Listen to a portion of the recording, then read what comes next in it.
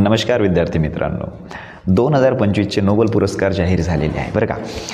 तर नोबेल पुरस्कार हा अल्फ्रेड नोबल एक महान शास्त्रज्ञ आहे बरं का. अल्फ्रेड नोबल यांच्या स्मृतिप्रित्यर्थ देण्यात येतात. तर त्यांनी कशाचा शोध लावला? तर त्यांनी लावला डायनामाईटचा शोध. ओके, तर हा नोबेल पुरस्कार 6 क्षेत्राशी संबंधित आहे. तर आपल्याला विचारते पेपरात का हे 6 क्षेत्र कोणते? तर बघा, आपण आता महाराष्ट्रातले आहे.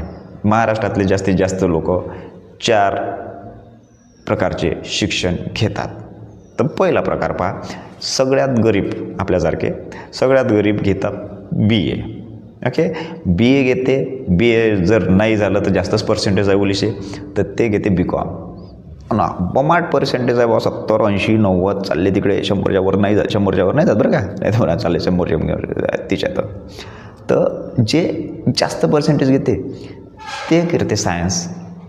आणि जे BA नाही करू शकत, BComही करू शकत नाही आणि सायन्सही घेऊ शकत नाही, तर ते तर फेल होते ना भाऊ. तर मग फेल होणाऱ्यासाठी पण एक नोबेल पुरस्कार आहे बरं का, आणि तो म्हणजे शांततेचा. कारण फेल झाल्यावर कामच कोणते राहते? शांत राहते माणूस. ओके, तर बघा आता BA करणाऱ्यासाठी कोणता नोबेल पुरस्कार आहे? तर BAमध्ये एक विषय आहे तो म्हणजे साहित्य, साहित्यालाच लिटरेचर म्हणते. ओके, दुसरा विषय म्हणजे BComमधला कोणता विषय? तर तो आहे अर्थशास्त्र. सायन्सवाल्यासाठी 3 विषय, फिजिक्स, केमिस्ट्री, बायो. फिजिक्सला भौतिकशास्त्र म्हणते, केमिस्ट्रीला रसायनशास्त्र आणि बायोलॉजीला वैद्यकशास्त्र, मेडिसिनच्या संबंधित.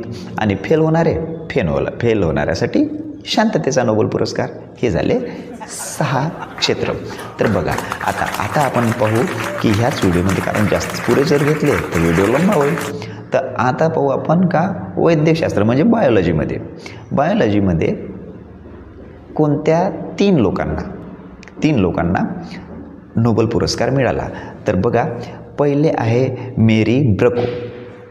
पहिला व्यक्ती आहे मेरी ब्रको. दुसरा व्यक्ती आहे फ्रेड रॅडेल. पहिला व्यक्ती कोण? मेरी ब्रको. दुसरा आहे फ्रेड रॅडेल आणि तिसरा आहे शिमन साकागुची. का हो, हे तर खतरनाक नाव आहे. मग हे लक्षात कसे ठेवायचे?